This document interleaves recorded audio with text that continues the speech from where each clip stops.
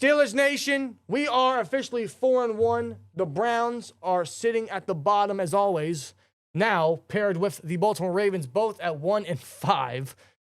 The Steelers are looking really good right now, man. 3 straight wins. They came into this game at home with their first home win this year, and they took command. Not only did they take further command of the lead of the AFC North right now, they took command of this game versus the Browns. I don't have a lot of negative or any negative to say about this game, man. For the first time in, I think, a while, I feel very good about a victory, very comfortable about a Steelers victory. Yeah, this game was very, very well played by the Pittsburgh Steelers, dude. Not much negative, not really any negative to take away from this game. Just a bunch of positive. The offense, A-Rod led the charge at quarterback. He had himself another good game versus the Browns. He is officially 4-0 versus the Cleveland Browns in his career. Yeah. Huge shout out to the sponsor of this video. I want to give a thanks to Profit X for sponsoring with us for the entirety of the NFL season. Profit X is America's #1 sports prediction market where you can win real money predicting sports in 40 or more states. The best part about Profit X is other sports books will be against the house and they'll take a certain commission from you. Profit X is a peer-to-peer sports prediction exchange where users play against other players, other people, instead of playing against the house. And this allows you guys to select your own odds and request your own plays for the entire NFL season or for any sports you guys want with Profit X. Users can accept existing odds posted by the house or other players if they want. But of course, if you don't like the odds, the best part is you can request your own. That way you get better value, real competition, and you can win on your own terms. So that's the best part about Profit X, guys. If you guys are interested in using Profit X for the NFL season, check them out. The link in the description box below. Sign up now at profitx.co. Use the promo code SteelTwins, and you'll get up to $200 when you use the site just for signing up. So sign up now. Begin winning real money predicting sports. Terms and conditions apply. Again, link down in the description. Code SteelTwins at profitx.co. Huge shout out to Profit X for sponsoring with us on this video. And he spread the ball very nicely to pretty much almost everybody involved in the offense today. Leading the charge was DK Metcalf with 4 catches for 95 yards. Yeah, DK had himself an awesome game. You know, he paired up against the newly traded, added Tyson Campbell, and Tyson Campbell had no answers. None at all. No. He had no answers for DK Metcalf. DK, 4 catches, 95 yards, and a tutty. He almost had another one to start off the first half, but on the second drive of the second half, they still came away with one. So it was like, yeah, A-Rod threw to him deep. It was wide open. He underthrew him, and A-Rod's like, hey, I got you next time. And he got him. He got him for the final score here, which is 23-9. Steelers win. It took us a while to finally actually get some scores for the offense. Yeah, it took because until the second half. DK was the second touchdown scorer. The first one, like you said, it took a bit, but it came from a certain individual that I don't think any of us really suspected or expected to get, but that was the one and only Connor Hayward to come away with the Steelers' first touchdown of the game. Yeah, that was a great, well-executed play by Hayward and, of course, Rodgers. It was 12 personnel, bootleg. No one opened down the field. Rodgers said, hey, shift your hips. A-Rod put it on the money. Hayward shifted his hips, changed direction, came away with the first touchdown of the game. And that's how they came out of the second half. First half offense, not much to go off of. They only got 9 points, all, of course, from the man himself, Chris Boswell. Mm-hmm. But to open the second half, bro, they spread the ball around. A-Rod connected with 8 different receivers. We actually saw a catch from Roman Wilson today. Same thing with Pat Frymuth. Warren got involved in the passing game a little bit.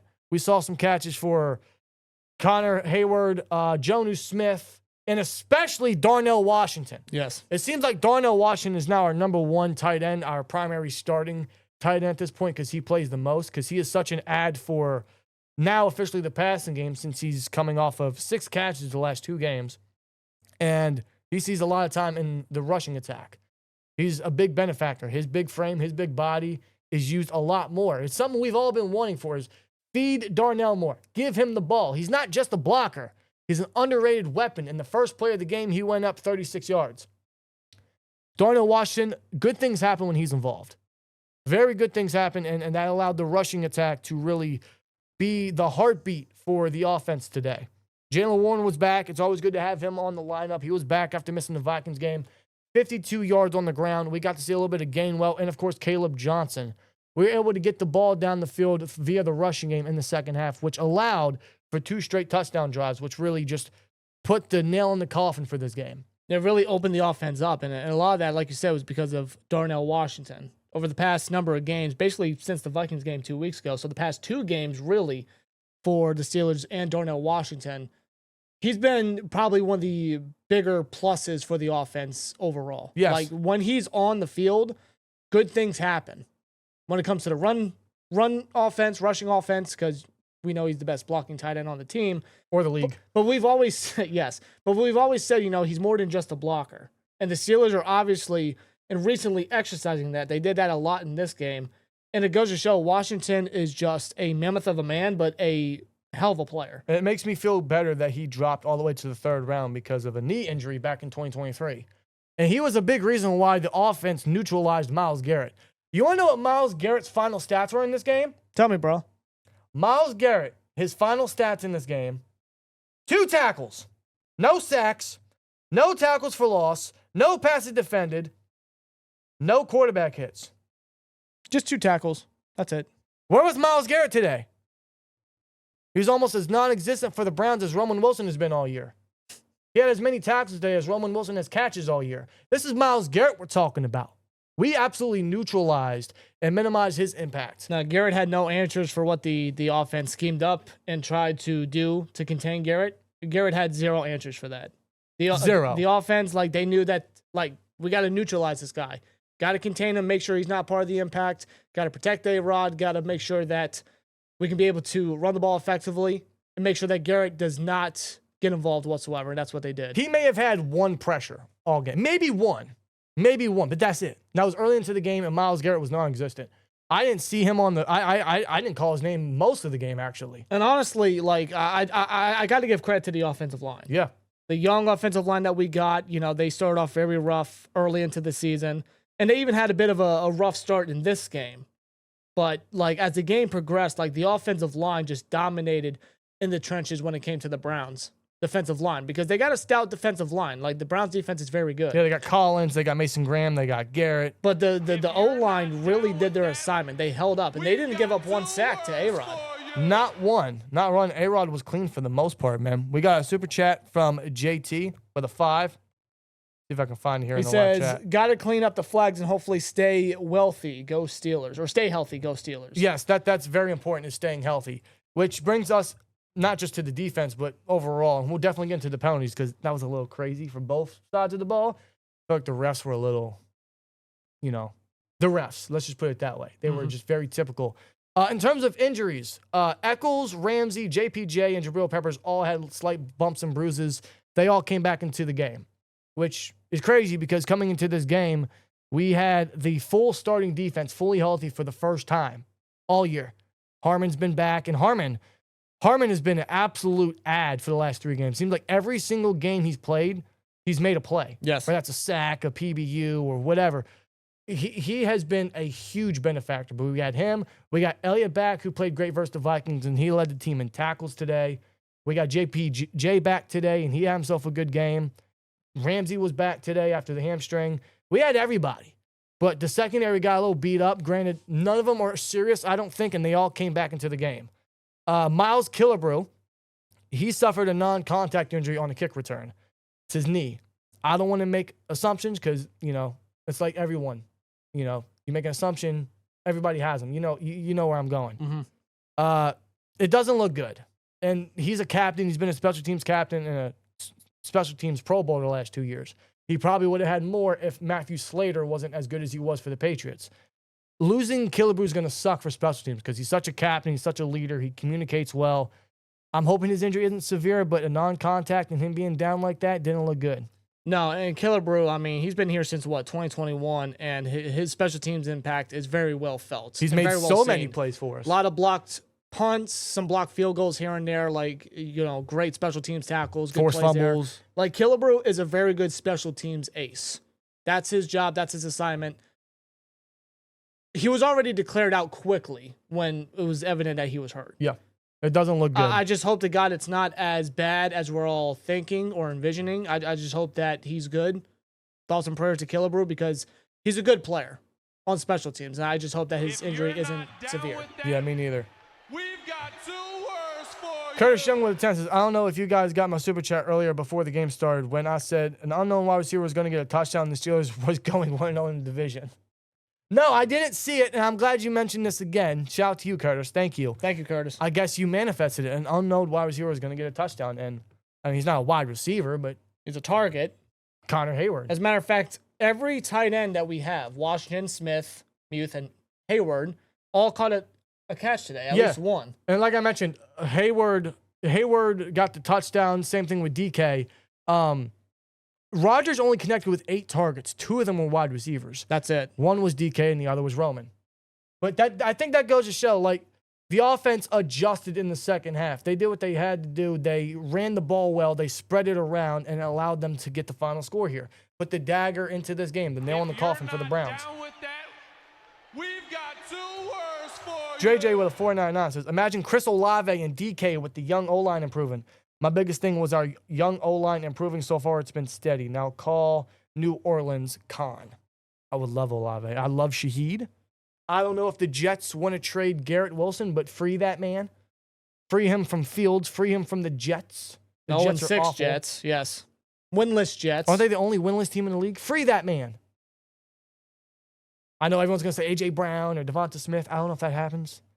But yes, I think realistically, the Saints can give up a receiver. I don't know what they need, whether it's an edge rusher or a tight end. I feel like we got guys in both those rooms that we could definitely trade because we got guys in that room that are better or have made more impacts than the others. You guys know who is who. But, yeah, I mean, I think we have the resources to definitely add at the wide receiver position with Calvin out. Even with Calvin, he's good. Is he a bona fide 2 in this league? I don't think so. He's good. He's reliable. I love Calvin. He's one of the guys in that room I trust with the football. Yeah. But is he a bona fide 2? I don't think so. So could a trade come in the next coming weeks as the deadline hits? Hopefully. Yeah, and it goes to show with Calvin out, like, because you know that Calvin has built that trust within the players with A-Rod and the coaching staff as well. With him out, I mean, it was very evident that it was just DK, Washington primarily, and everybody else just got, passes here and there. Yes. Like, the impact of a wide receiver, too, is very well evident and very well needed for the Steelers. Though the tight ends got involved and they did their assignments, Washington came up big, DK did what he needed to do. Just the fact of the matter that you still need to bolster the wide receiver room. You still need another credible hand in that room. I think that's the only position we got to fix. I think we're solid at safety. I think Thornhill and Peppers are just fine opposite Elliott. We are so stacked at corner. I know Darius Slay got hurt with a shoulder injury. I didn't see him come back in. I don't know what the severity of that is, but we're so stacked at corner that Eccles can come in and play just fine. I think the only thing we really got to worry about is receiver. And trade deadline's coming up. It's November 4th, I believe? Yes. Coming up. So, there's still time, but again, this game, I think it kind of indicated that they need another hand at wide receiver, a credible hand. Not that Roman Wilson is incredible. It's just, I don't know if he really got the opportunity like we kind of hoped he did, because we saw more Scotty Miller involved with the offense than Roman Wilson. Scotty Miller didn't even see a target. No, and Roman's only got 2 catches on the year, so I think training for a receiver is definitely ideal. Penalties. It was a little crazy. Steelers had 10 penalties. However, I think at least half of them were bad calls. There was an early blindside block by Peppers on a Kayshawn Williams return that would have put the Steelers in Browns territory at the 40. That was taken back due to a blindside block. I don't think it was blindside. I don't even think Peppers was trying to make a block. He was just running down the field and then got in the way. I don't think it was a penalty, but they called on him. Same thing with a DPI on Eccles guarding Judy inside the 5 late into the game. I don't think that was DPI. It was within the 5 yards of press, and then Judy pushed him down, wrestled him down, and they both tripped. Yeah. I don't think that was a penalty. Or how about the unnecessary roughness on Elliott when he hit number 84 Gage of the Browns? I think it was 3rd down or something. Yeah, he hit him hard too, but he led with the shoulder. I think they actually called that on Thornhill, though Thornhill was nowhere near Gage when the hit happened. It was Elliott. Elliott's the one that gave the hit, but Elliott gave a prototypical hit that the NFL and the referees want nowadays, but he still got penalized for it. There were also 3 offside penalties on the defense, some from Watt. One of them's arguable. The penalties, if anything, has got to get cleaned up. I think half of them were a little ridiculous by the refs. Some of them are definitely critical errors that definitely need to get cleaned up. This team's got to be a little more disciplined in that regard. But at least the penalties didn't come into to hurt us. It didn't whatsoever because the Browns got nothing going offensively. No, and the defense was just as advertised, going up against Dylan Gabriel in his second career start and going up against a stud rookie running back in Judkins. Both of them did absolutely nothing. Like, the defense was just as advertised and just as you'd want and expect from this defense to perform against players like that. Yeah, the rushing offense of the Browns did nothing. 65 total yards, 36 coming from Judkins. That's it. Like, the rush defense the past 3 games now had just been Stellar. so good. It's been stellar. It's been very good. I think it's great timing seeing that we got Derek Harmon back right at that point. And Derek Harmon, he got a sack in this game. He wasn't the only one because we got 6 total sacks defensively. There was 1 from Harmon, 1 from, I think it was, who was it? It was half a sack for TJ Watt and Alex Highsmith. And then there was 2 sacks for Nick Herbig and 2 sacks for Jalen Ramsey. Yes. This defense came to play. This defense came to eat. Now, they did also have maybe 3 or 4 dropped interceptions, but even still, the defense played excellent. I'm not going to harbor on the penalties or the dropped interceptions too much. Do they got to clean up those mistakes? Sure. But overall, the defense played lights out. They forced Gable to throw it 52 times. He didn't even outpass Rodgers in that regard. No, Rodgers only threw it 30 times. They stopped the run, and most of the yards that the Browns got were because of dump-offs. Very repetitive passes from Dylan Gabriel. Just constantly middle of the field, within 5 yards and whatnot. Just constant repetitive passes for Gabriel in this game. And he could barely get anything going. The Browns had no answers for the Steelers defense. The Steelers defense played lights out all 4 quarters. And the Browns O-line, I know they're dealing with injuries and just a mixture of accommodating starting offensive linemen, but the Steelers had to take advantage of that. That's not our fault. We just took advantage. As you would expect the Steelers pass rush in front 7 to take advantage. That's exactly what they did. 6 sacks now. And if my math is correct, within the past 3 games, that now puts them at 17 sacks. Yeah. Which is unbelievable. 17 sacks in the last 3 games. That's crazy. We had 5 versus the Patriots, 6 versus the Vikings, and now 6 versus the Browns. Yes. We also didn't get a turnover in this game. They had opportunities. They didn't come away with one, but 6 sacks, only 9 points allowed. The Browns did virtually nothing. They didn't get into the end zone. They came close, but because of a Nick Herbig sack, they had to force a field goal. No. This defense played lights out. And yes, I know it was against a rookie quarterback. It was against a beat-up O-line. It was against the Browns, who are now 1-5. It's much better than the alternative. The alternative is what happened week 1 versus the Jets. And we didn't get any ounce of that today. So the Steelers defense has cleaned up a lot of the early season mistakes. They've gotten healthier. They have stopped the run. They are getting to the quarterback. They're coming away with these sacks. Everybody's stepping up. So shout out to the defense today. And the thing is, they didn't let up. No. They kept the pressure on them. They kept getting pressure toward Dylan Gabriel. They never let up one bit. Not like the Vikings game 2 weeks ago where the Vikings nearly pulled off a comeback. They didn't allow the Browns to do that. They just kept adding upon what they were doing throughout the game. Yeah. Never let up. Just constantly laid the hammer down on the Browns. And that's what I liked about the Steelers today is they led the half, what was it? 9-3, I think. 9-3. And then they took command of that second half immediately. The offense came out strong. They ran the ball. They spread it. They got 2 straight touchdown drives.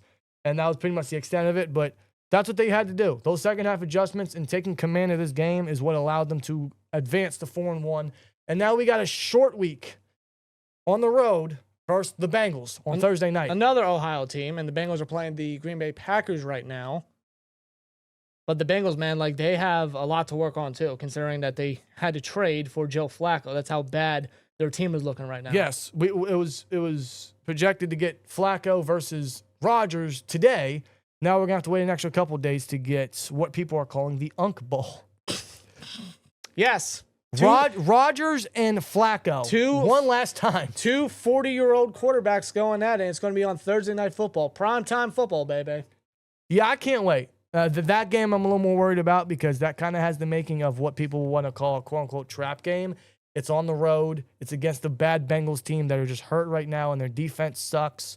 And then it's on Thursday night, which Tomlin and the Steelers' record on Thursday night the past couple weeks or past couple years has been stellar. So very much like what the Steelers did in this game. They couldn't go in in home versus the Browns to take them lightly, and they didn't. Same thing applies on the road versus the Bengals, man. The Steelers have now won 3 straight. Their defense has played lights out 3 straight games. DK has a touchdown in 4 straight games. The offense is starting to get the running game going in 2 straight games. Yep.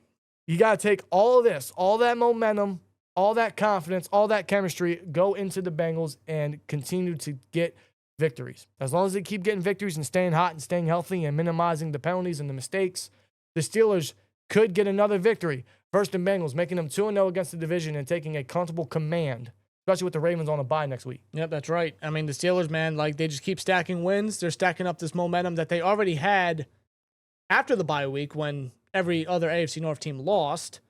And the Steelers, they just keep piling on wins. Listen, this could be the 3rd straight week where the Steelers are the lone AFC North team to win. Yes. If the Packers pull off the victory. By the way, shout out to Tube Dude in the chat. He said, LOL. He called it the Senior Bowl. That's a good one. That's a good one. Oh, it's funny. The Senior Bowl. I like that. I'm happy says one for the ages, the Senior Bowl. That's amazing. Yes. That's amazing. That's for Thursday. Can't miss, bro. Must see. And like Rob just mentioned, yeah, this could be 3 straight weeks that the Steelers are the only team to win an AFC North game. So that would be even more momentum for the Steelers to stack upon. The Steelers have an unbelievable opportunity to take a strong lead in the division. They got already versus the Browns. Mission accomplished. Job ain't over yet. We got the Bengals on a short week, and I'm feeling good going into that game, but there's always that fear there. Any given Sunday, any given Thursday, whatever you want to call it. It's AFC North football at the end of the day. Anything can happen. Yeah, 2nd straight AFC North matchup for the Steelers going on the road to Cincinnati. But just like the Browns, you don't want to take Cincinnati lightly. And all this momentum, these wins that you're stacking up right now, take that on the road and just handle business. Yeah. And do what you need to do to just add upon to what you are feeling right now, to what you have right now. At the end of the week, they could be 5-1. That's Really? the mission. That's the goal, dude. Come Friday morning, they could be 5-1, and that's sitting really good, man. It's much better than, again, the alternative or what I thought the season was going to start. That's right. But A-Rod's looking good. We got Warren back. The running game's looking good. DK is living up to that trade and contract. Washington has been a hell of a piece for the offense the past number of weeks. Just keep going with that. And the defense is really killing it. They are. So I think for the first time all season, and I can't tell you when, I'd have to search it up and try to find it. For the first time in a while, I'm feeling very comfortable about a Steelers victory. You know, we call it stressful Steelers football because 9 times out of 10, that's what it is.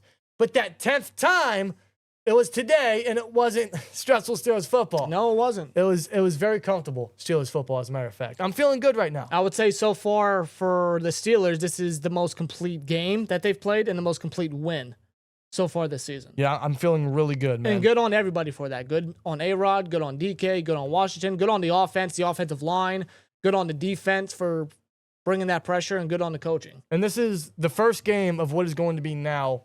It was 13 this morning, now 12 straight games. It's a long stretch. In fact, after this Bengals game, is there only a little break mini bye, right? That's it. 12 straight games. This team's got to stay healthy, and they got to keep the momentum going. They got to keep stacking wins. They got to stay strong. There's still a lot of football left. Anything can happen. The Ravens could come back. The Steelers could let it down again like they did last year or like they did in 2020 or in 2018. I don't want that to happen. I think this team is very good enough to keep up what they've been doing. It's a matter of continuing on and building off of this, which I think the Steelers are very capable of. But there's a lot of football left. Anything can happen, and now we are on to the Cincinnati Bengals in Cincinnati. So it should be another good show, and hopefully by the Steelers. But regardless, either way they do it, they got to walk out with a dub on a short week. But today, they beat the Browns. They go to 1-5. Right next to the Ravens. Steelers advance to 4-1. A very, very good victory. A very comfortable and strong victory by the Steelers. So I'm feeling good right now as a Steelers fan. And so far, a good lead on the division. They can stack that versus Cincinnati Thursday night. Yeah, and I got to say, I'm having a good Sunday so far. So let's keep it up, man. Let's keep it up. Let's keep up this momentum. I'm feeling good right now. Yeah.